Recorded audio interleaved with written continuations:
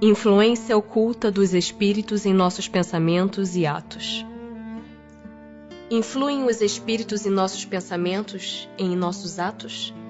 Muito mais do que imaginais. Influem a tal ponto que de ordinário são eles que vos dirigem. De par com os pensamentos que nos são próprios, outros haverá que nos sejam sugeridos? Vossa alma é um espírito que pensa. Não ignorais que frequentemente muitos pensamentos vos acodem a um tempo sobre o mesmo assunto, e não raro contrários uns aos outros? Pois bem, no conjunto deles estão sempre de mistura os vossos com os nossos. Daí a incerteza em que vos vedes. É que tendes em vós duas ideias a se combaterem. Como havemos de distinguir os pensamentos que nos são próprios dos que nos são sugeridos? Quando um pensamento vos é sugerido, tendes a impressão de que alguém vos fala. Geralmente os pensamentos próprios são os que acodem em primeiro lugar. Afinal, não vos é de grande interesse estabelecer essa distinção. Muitas vezes é útil que não saibais fazê-la.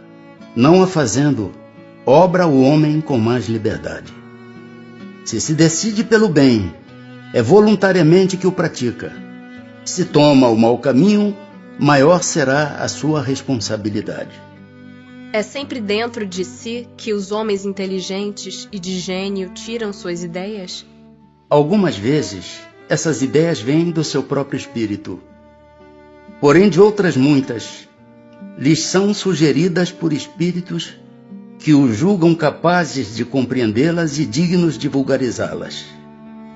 Quando tais homens não as acham em si mesmos, apelam para a inspiração. Fazem assim, sem o suspeitarem, uma verdadeira evocação. Diz-se comumente ser sempre bom o primeiro impulso. É exato? Pode ser bom ou mau, conforme a natureza do espírito encarnado. É sempre bom naquele que atende às boas inspirações. Como distinguirmos se um pensamento sugerido procede de um bom espírito ou de um espírito mau? Estudai o caso. Os bons espíritos só para o bem aconselham. Compete-vos discernir. Com que fim os espíritos imperfeitos nos induzem ao mal? Para que sofrais como eles sofrem. E isso lhes diminui os sofrimentos? Não, mas fazem-no por inveja, por não poderem suportar que haja seres felizes. De que natureza é o sofrimento que procuram infligir aos outros? Os que resultam de ser de ordem inferior à criatura e de estar afastada de Deus. Por que permite Deus que espíritos nos excitem ao mal? Os espíritos imperfeitos são instrumentos próprios a pôr em prova a fé e a constância dos homens na prática do bem. Como espírito que és, tens que progredir na ciência do infinito. Daí o passares pelas provas do mal, para chegares ao bem. A nossa missão consiste em vos colocar no bom caminho, desde que sobre vós atuem influências más, é que vós as atraís, desejando o mal. Porquanto os espíritos inferiores correm a vos auxiliar no mal, logo que desejes praticá-lo. Só quando queiras o mal, podem eles ajudar-vos para a prática do mal. Se fores propenso ao assassínio, terás em torno de vós uma nuvem de espíritos a te alimentarem no íntimo esse pendor. Mas outros também te cercarão, esforçando-se por te influenciarem para o bem, o que restabelece o equilíbrio da balança e te deixa senhor de vossos atos. Pode o homem eximir-se da influência dos espíritos que procuram arrastá-lo ao mal? Pode, visto que tais espíritos só se apegam aos que, pelos seus desejos, os chamam, ou aos que, pelos seus pensamentos, os atraem.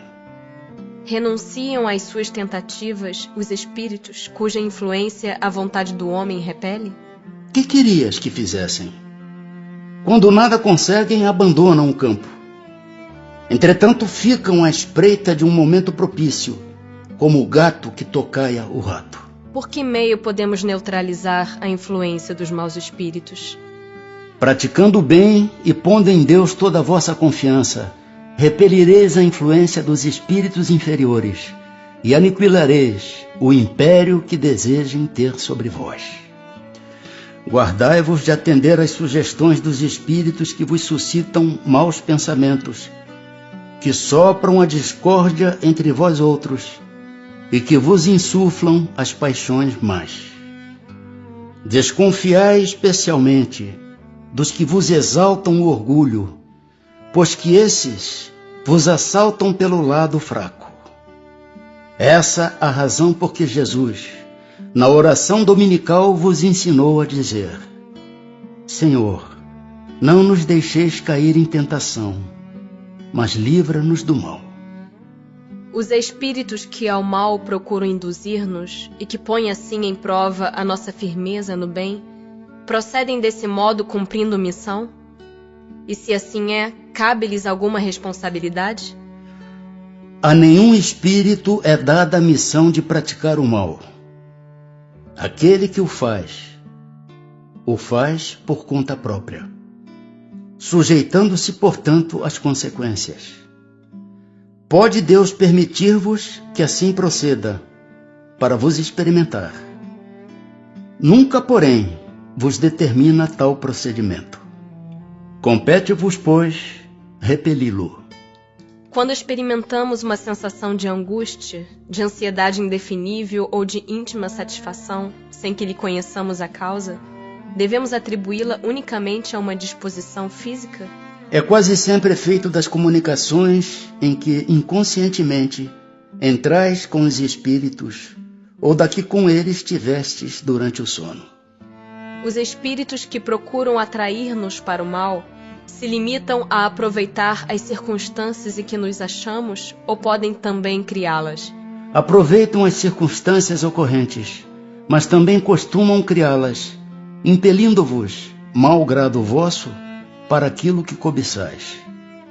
Assim, por exemplo, encontra um homem no seu caminho certa quantia. Não penses, tenham sido os espíritos que a trouxeram para ali. Mas eles podem inspirar ao homem a ideia de tomar aquela direção e sugerir-lhe depois a de se apoderar da importância achada, enquanto outros lhe sugerem a de restituir o dinheiro ao seu legítimo dono. O mesmo se dá com relação a todas as demais tentações.